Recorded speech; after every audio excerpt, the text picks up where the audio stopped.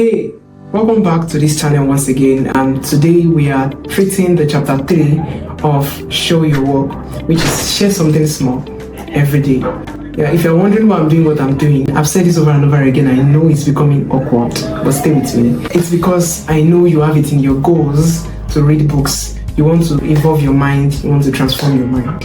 Secondly, this is also a way for me to show my work by not just growing alone, but helping you guys grow along by showing the behind the scenes of my transformation journey. Yeah, so welcome back once again, and the video begins. Send out the daily dispatch.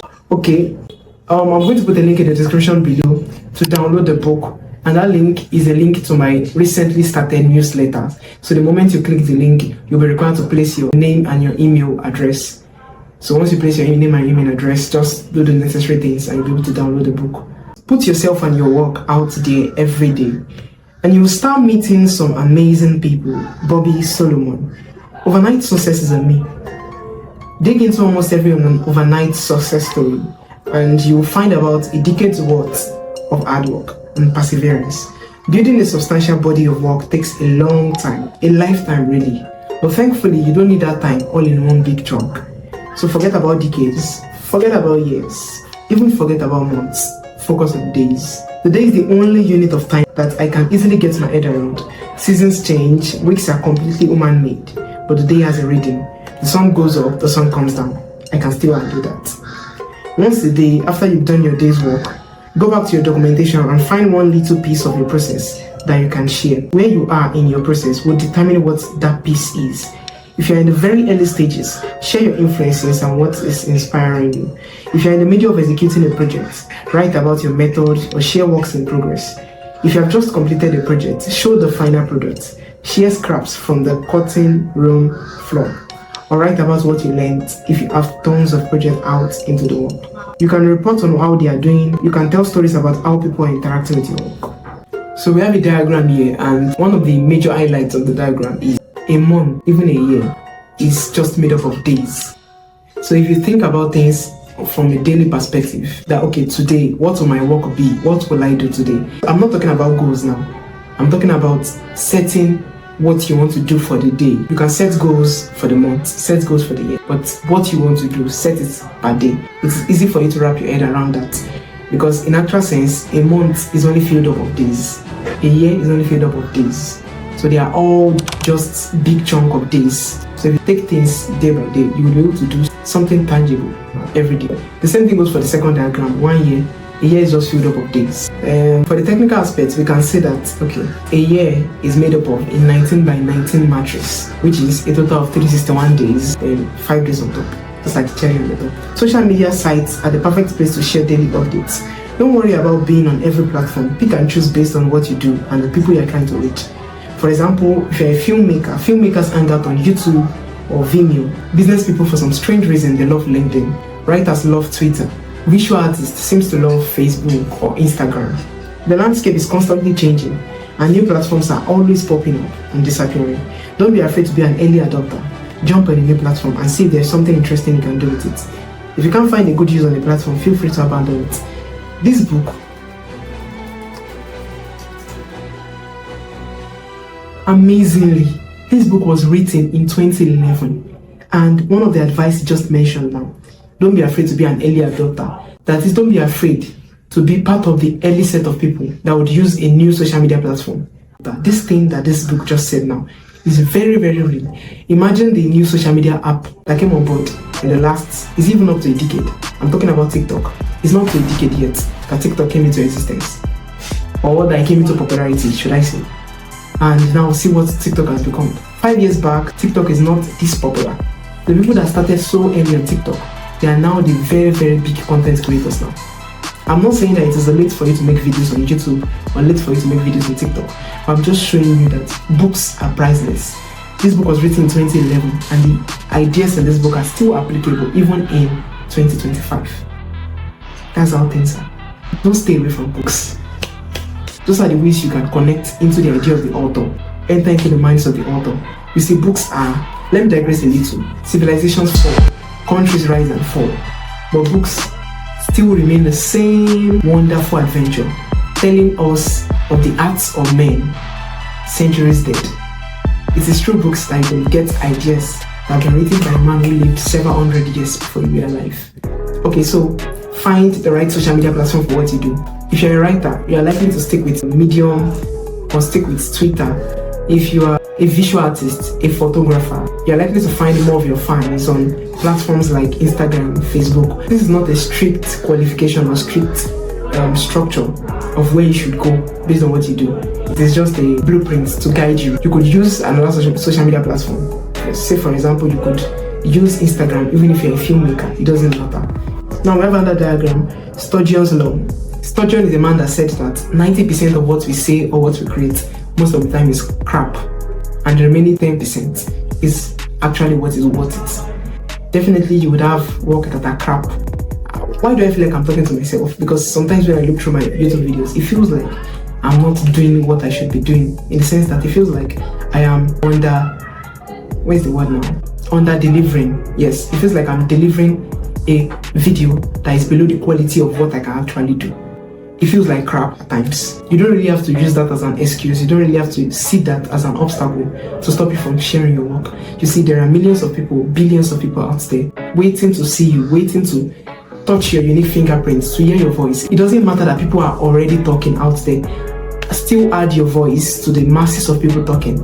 You are unique. Your voice is unique. Serve yourself to the world. Don't let that be an excuse. You will make mistakes. You will make errors. You will make craps. You will say things you don't want to say. You will do things you didn't think you could do. Those are all just the process. The process is messy, yes, but still share your process. In doing that, you will be able to find millions of other imperfect people who are willing to connect with you. No one is perfect in the first place. We are all just a bunch of imperfect folks, bunch of imperfect people. The third section, the so what test. Make no mistake, this is not your diary. You are not letting it all hang out. You are picking and choosing every single word. Yeah, so remember that whatever you put out there is public, and it is public. You cannot retrieve it back. So there's a difference between sharing and oversharing. Whenever you are sharing your work, make sure you evaluate the things you want to share. Don't share what you are not ready yet to share. I mean, this is just the aspect of understanding what aspect of your work, what aspect of your life is open for public consumption. You cannot just make every single thing about your life open for public consumption, because whatever you put there, friend, you can't take it back. That's how it works. This does not mean that you should now shun yourself out there and not even put anything out there. No, you can still share a bunch of interesting things about yourself without sharing the privacy things about yourself that you don't want people to know yet. Your privacy actually depends on you. What do you want people to know about you? What don't you want people to know about you yet? Be open. Share imperfect and unfinished work that you want feedback on, but don't share absolutely everything. There's a big difference between sharing and oversharing. The art of sharing is one of generosity. You're putting something out there because you think it might be helpful or entertaining to someone on the other side of the screen. I had a professor in college who returned our graded essays, walked up to the chalkboard and wrote it in huge letters, "So what?" She threw the piece of chalk down and said, "Ask yourself that every time you turn in a piece of writing. It is a lesson I never forget."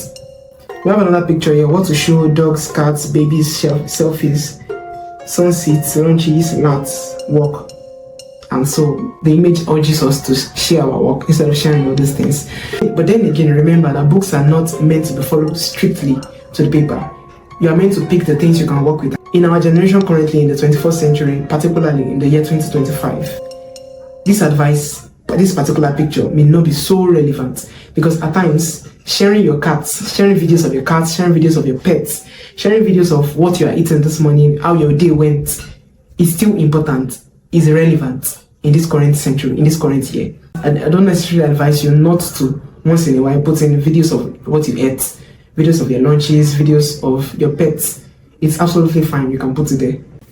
Hey, so here is a chart, a picture, if you will, of a step-by-step process to evaluate whatever it is you want to evaluate before putting it out to the world.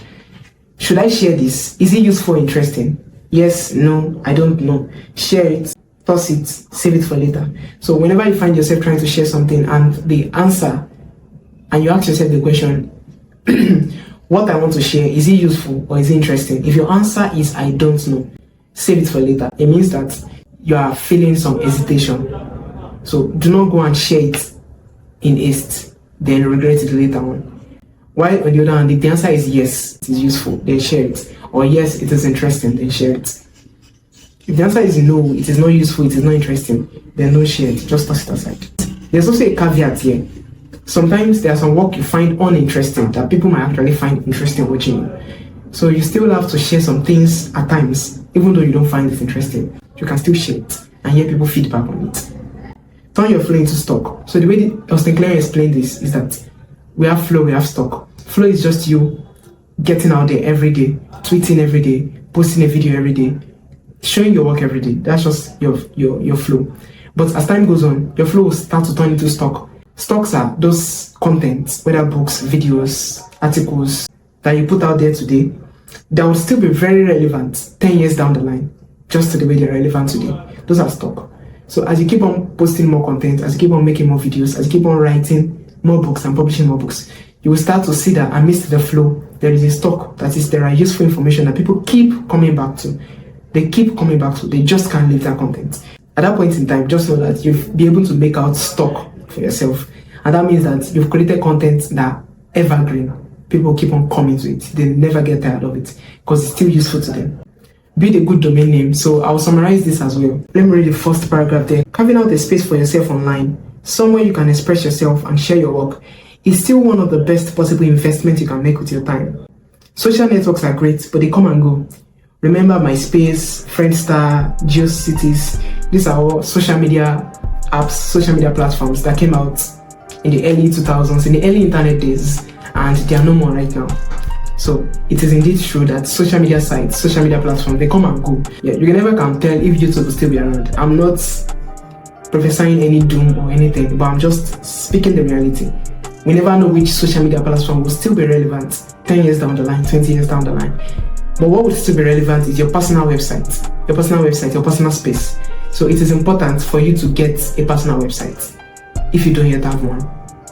You can just start gradually. Use the social media applications you have at your reach, at your disposal. That's what creativity is all about. Use what you have currently. Then as time goes on, you can build your personal website.